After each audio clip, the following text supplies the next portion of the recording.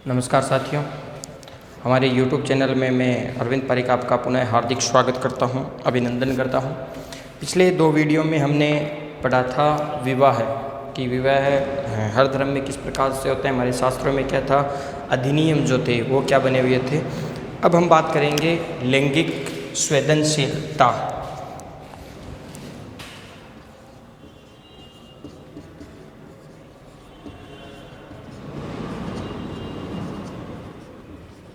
बहुत छोटा सा टॉपिक है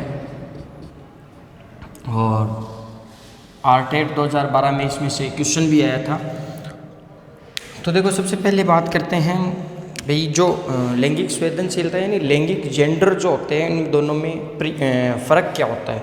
कुछ लोग मानते हैं कि महिलाएं जो होती है वो सिर्फ चार दीवारी के अंदर रहनी चाहिए, केवल घर का काम करना चाहिए, और पुरुष जो होते हैं वो बाहर का काम करते हैं। महिलाएं केवल जो है घर का कार्य कर सकती है, खाना बना सकती है, बच्चे पैदा कर सकती है, इसके अलावा कोई कार्य नहीं कर सकती। पुरुष जो होते हैं वो नौकरी कर सकते हैं।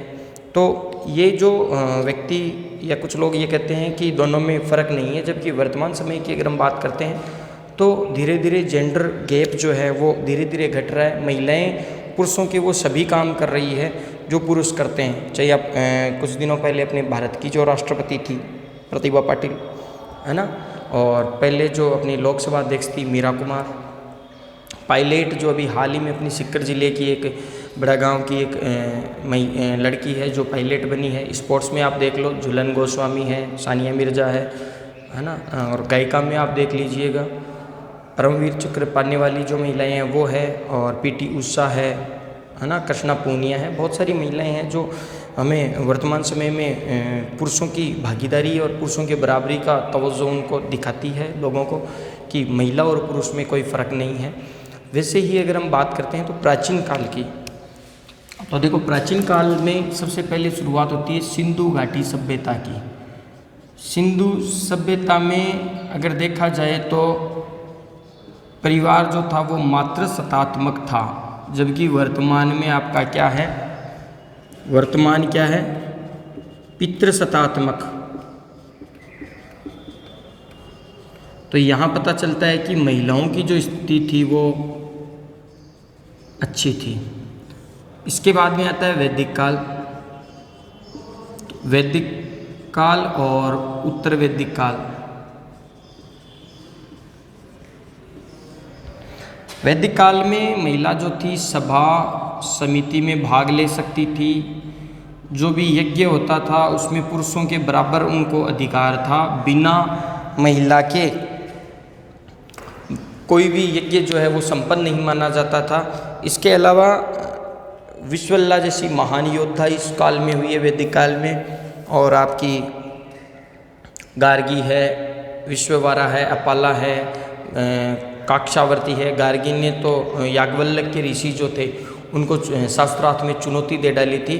तो उस समय जो महिलाओं की स्थिति थी वो बहुत अच्छी थी, अच्छी नहीं बहुत अच्छी थी। धीरे धीरे इस काल के बाद में जो थी वो महिलाओं की स्थिति में गिरावट आने लग गई थी। इस काल के बाद में महिलाओं की स्थिति में गिरावट आने लग गई थी। मौर्य काल में, मौर्य काल के बाद में गुप्त काल में, तो गुप्त काल में एक नाटक आता है शूद्रका मृच्छकटिकम।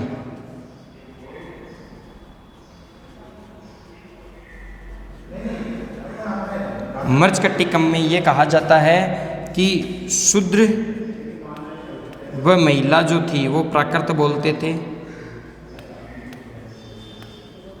और बाकी जो है वो सब संस्कृत बोलते थे। तो यहाँ हमें महिला को निम्न माना जाता है कि भाई जो पुरुष है वो संस्कृत बोलते थे, और ये धीरे धीरे इनकी स्थिति में गिरावट आ जाती है प्राचीन काल में। लेकिन प्राचीन काल की अगर हम बात करते हैं भारत स्तर पर, तो प्राचीन काल में जो स्थिति जो थी वो बहुत ज़्यादा महिलाओं की अच्छी थी। उसके बाद में बात करते हैं मध्यकाल की। तो मध्यकाल जो है,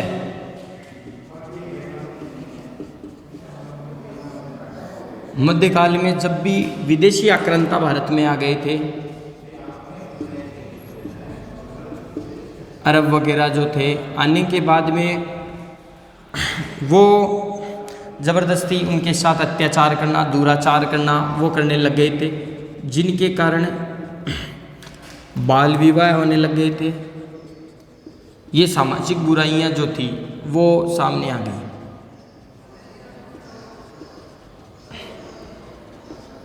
बाल विवाह है, पर्दा प्रथा, ठीक है, सती प्रथा, ये सामाजिक बुराइयां जो है मध्यकाल में सामने आ गई थी। हालांकि मध्यकाल में कई महिलाएं हुई है। कश्मीर प्रशासन करने वाली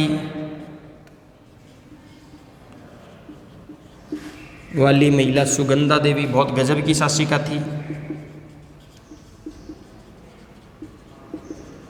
रजिया सुल्ताना सल्तनत की एकमात्र महिला शासिका, और अकबर के काल में उसकी दाहिमा जो थी, है ना, वो, और नूरजहाँ, मुमताज महल, जिनका अपने पति पर काफ़ी प्रभाव था, ऐसे उदाहरण भी हमें मध्यकाल में मिलते हैं। मुगल काल की महिला योद्धा भी हमें मिलती है, और वैदिक काल में एक थी विषपल्ला, तो वो भी हमें मिलती है। मौर्य काल में विषकन्याएं जो थी वो भी महिलाएं होती थी। फिर बात करते हैं हम आधुनिक काल में। तो आधुनिक काल में महिलाओं की स्थिति जो थी वो दिन बदतर दिन निम्न होती गई, लेकिन उसमें भी महिलाओं ने, जैसे कादम्बिनी गांगुली,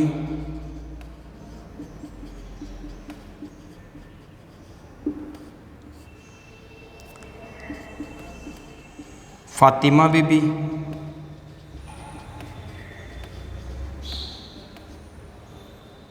सावित्रीबाई फुले, पंडिता रमाबाई,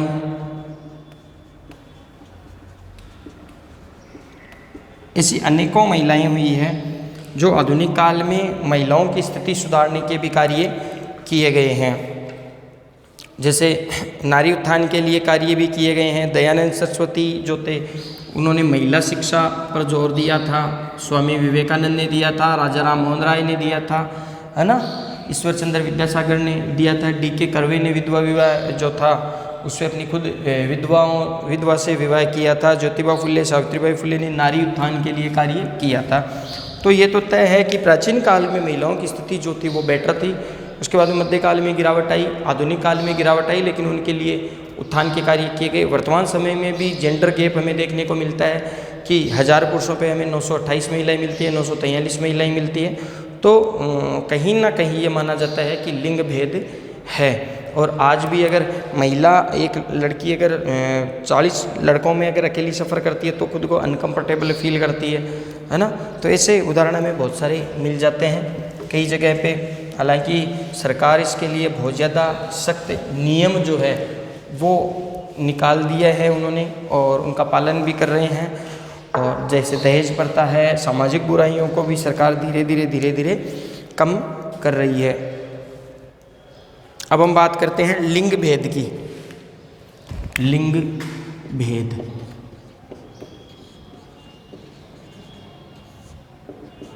लिंग भेद, जेंडर या लिंग बोध से, जेंडर या, ये बोध ही है भाई, भेद नहीं है। जेंडर या लिंग बोध से हमारा आशय है कि सामाजिक मूल्यों और रूढ़िवादी धारणाओं से हैं। सामाजिक मूल्यों व रूढ़िवादी धारणाओं से हैं। रूढ़िवादी यानी कि ये कार्य महिला नहीं कर सकती, महिला घर से बाहर नहीं जा सकती, है ना, वो अंधविश्वास जिसे हम कह सकते हैं, धारणाओं से हैं।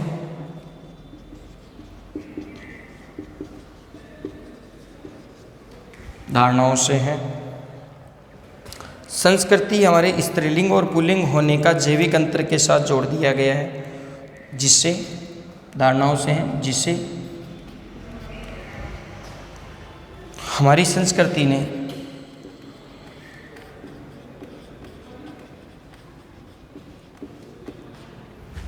संस्कृति ने स्त्रीलिंग और पुल्लिंग होने के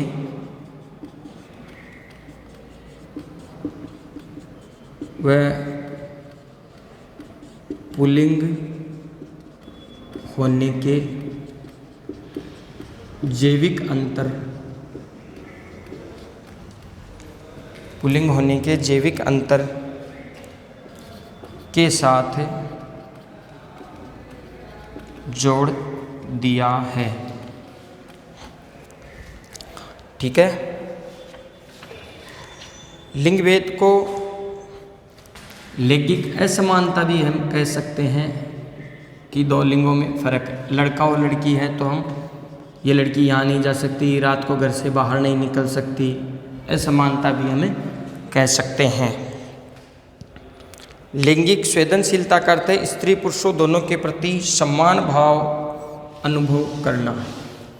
लिंग भेद का अर्थ लैंगिक असमानता भी हो सकता है ना। लैंगिक संवेदनशीलता का अर्थ की अगर हम बात करते हैं तो इसका अर्थ है स्त्री और पुरुष दोनों के प्रति, स्त्री और पुरुष दोनों के प्रति समान भाव अनुभव करना, बराबर भाव अनुभव करना। ठीक है। लैंगिक महाकवि कालिदास ये कहते हैं, चलो इतना इम्पोर्टेंट नहीं है, ये छोड़ दीजिएगा। फिर हम बात करते हैं लैंगिक भेदभाव के विभिन्न रूप। लैंगिक भेदभाव के विभिन्न रूप। नंबर 1, श्रम विभाजन। श्रम का लैंगिक विभाजन बहुत इजी टॉपिक है भाई, हम जब पढ़ते नहीं हैं तब ज़रूर थोड़ा सा टफ लगता है, लेकिन बहुत इजी टॉपिक है, बेसिक सी बातें हैं इसमें। शिक्षा और काम के अवसर।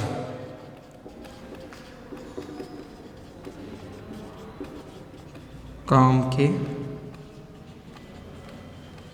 अवसर। सामुदायिक सहभागिता।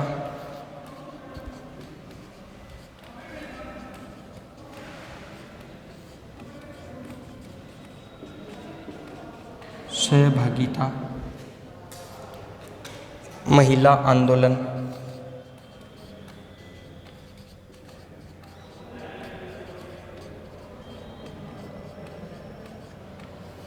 महिला आंदोलन।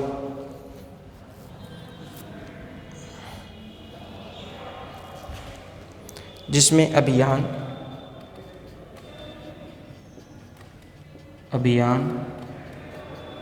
जागरूकता,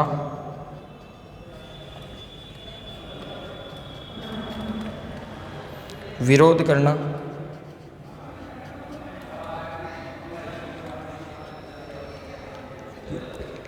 और बंधुत्व व्यक्त करना।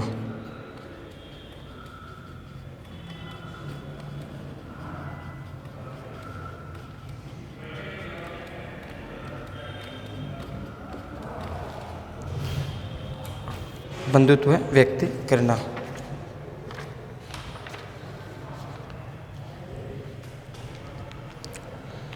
देखो, श्रम का लैंगिक विभाजन।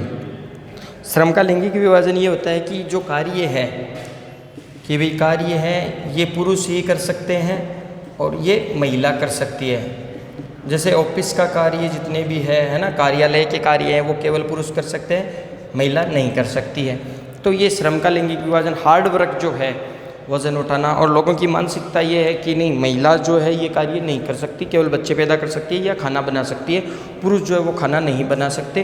तो ऐसी जो भावनाएं हैं वो ये कार्य नहीं कर सकते।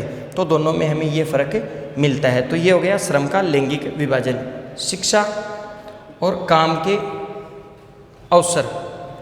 होता क्या है कि शिक्षा के अनुसार जैसे हम मानते हैं कि भाई राजस्थान की जो जनगणना है जिसमें लिंगानुपात देखते हैं तो 928, यानी 1000 पुरुषों पर 928 महिलाएं हैं, सॉरी इसमें। और कुल जो साक्षरता है शिक्षा की अगर बात करते हैं तो कुल साक्षरता है 66.17%, जिसमें पुरुष और महिला, पुरुष जो है वो है 79.20 और महिलाओं की देखो कितने दुर्भाग्य की बात है, विडंबना की बात है कि 52.10% ही है। ठीक है। अब ये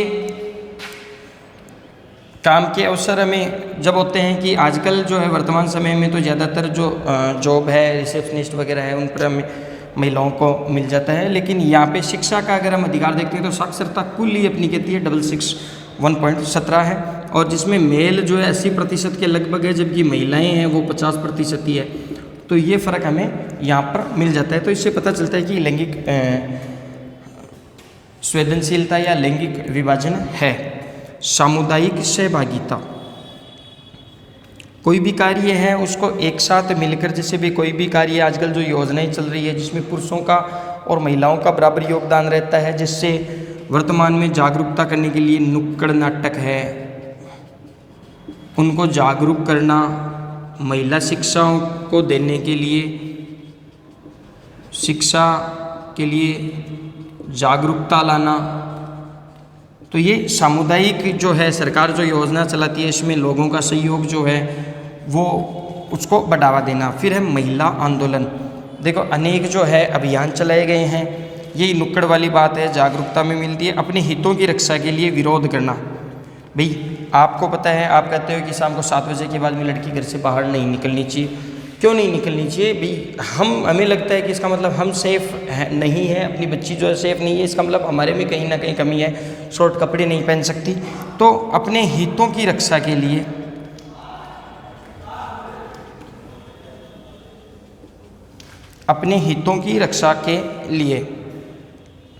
या उल्लंघन जब होता है, अपने हितों की रक्षा के लिए जब हितों का उल्लंघन होता है तो उसके लिए विरोध करना चाहिए।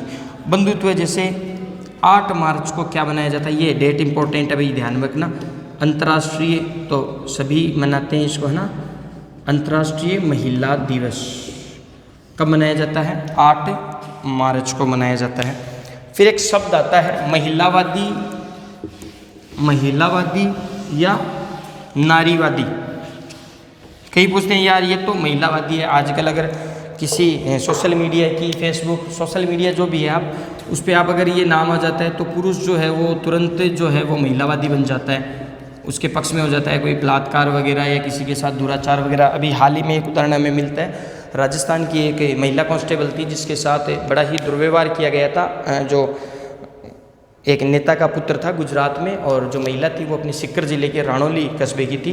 तो वह महिला कांस्टेबल थी और जिसके साथ बड़ा दुराचार किया गया था, फिर ये काफ़ी तुल पकड़ लिया गया था। तो वैसे नारीवादी, तो जो पुरुष व महिलाओं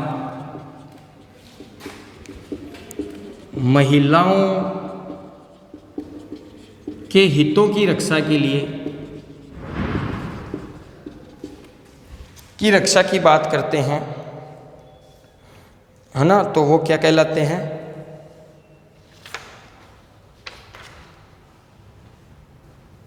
वो कहलाते हैं नारीवादी या आपका महिलावादी होना। अधिकारों की रक्षा की बात करते हैं, जो भी हो, चाहे महिला हो या पुरुष हो, अधिकारों की अगर बात करते हैं तो वो कहलाते हैं नारीवादी कहलाते हैं। ठीक है। अब हम कुछ बातें कर लेते हैं कि 2006 में घरेलू हिंसा महिला सुरक्षा धर्म कानून बनाया गया था। ये थोड़ा सा आप ध्यान में रख लेना। कब बनाया गया था? 2006 में। क्योंकि एक बार RS प्री में ये बेसिक सा क्वेश्चन पूछ लिया गया था कि भी बाड़मेर के कवास गांव में बाढ़ कब आई थी, हाल ही में कुछ समय पहले है। तो कई बार आरपीएससी या जो एग्जामिनर है बहुत ईजी क्वेश्चन पूछ लेता है। तो ये थोड़ा सा वैसा ही क्वेश्चन है कि 2006 में 6 से घरेलू हिंसा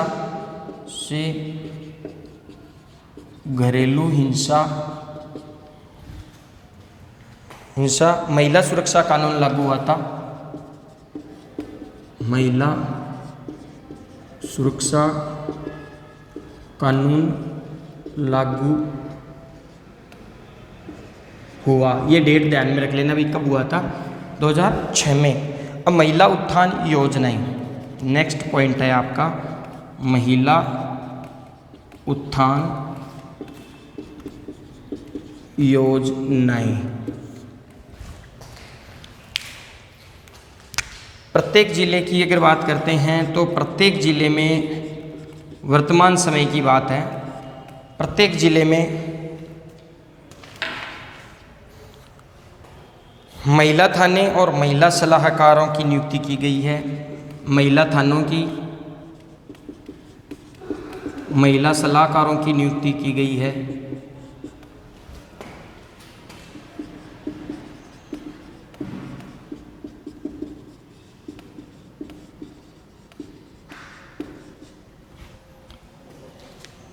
इसके अलावा बच्चों को पढ़ने के लिए जब 9वीं कक्षा में प्रथम स्थान अगर कोई बच्ची आती है, टॉप आती है, तो उसे महिलाओं को उत्थान के लिए ये योजना चलाई गई है कि साइकिल वितरण करना।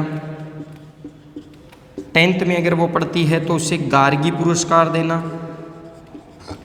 गार्गी पुरस्कार से सम्मानित करना। और अगर वो रेगुलर अध्ययन करती है 12th में से कॉलेज में, तो उसे मुख्यमंत्री छात्रवृत्ति योजना मिलती है, जो स्नातकोत्तर तक मिलती है अगर रेगुलर अध्ययन करती है, नियमित अध्ययन करती है तो। और जो जनजाति है, गुर्जर है, SC ST MBC, उसके लिए भी अलग अलग से महिला उत्थान के लिए अलग अलग योजनाएं सरकार चला रही है। ठीक है। इसके अलावा सुकन्या समृद्धि योजना 10 साल से पहले अगर छोटी बच्ची है तो उसका हम बीमा करवा सकते हैं, सुकन्या समृद्धि योजना। ठीक है। भामाशाह योजना जो अभी चल रही थी, है ना, भामाशाह योजना जो है महिला उत्थान के लिए, ये देखो भामाशाह योजना में जो मुखिया है वो महिला को माना गया है, ये इंपॉर्टेंट बात है अभी। फिर जननी सुरक्षा योजना, जननी सुरक्षा योजना। ठीक है। अगर कोई व्यक्ति ज़मीन खरीदता है, प्लाट खरीदता है या मकान बनाता है ना, कोई व्यक्ति अगर संपत्ति खरीदता है, भूमि खरीदता है, जैसे भूमि खरीदता है, तो भूमि की जो रजिस्ट्री है वो अगर महिला के नाम करवाता है तो उससे पैसों में, रुपए में छूट मिलती है। गरीब जो परिवार है उनमें अगर मकान बनाए जाते हैं तो जो मकान होते हैं वो महिला के नाम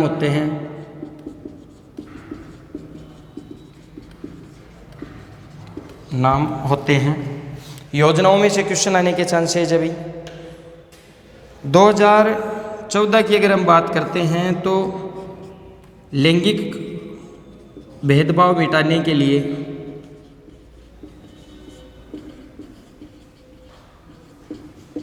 के लिए एक अभियान चलाया गया था, बेटी बचाओ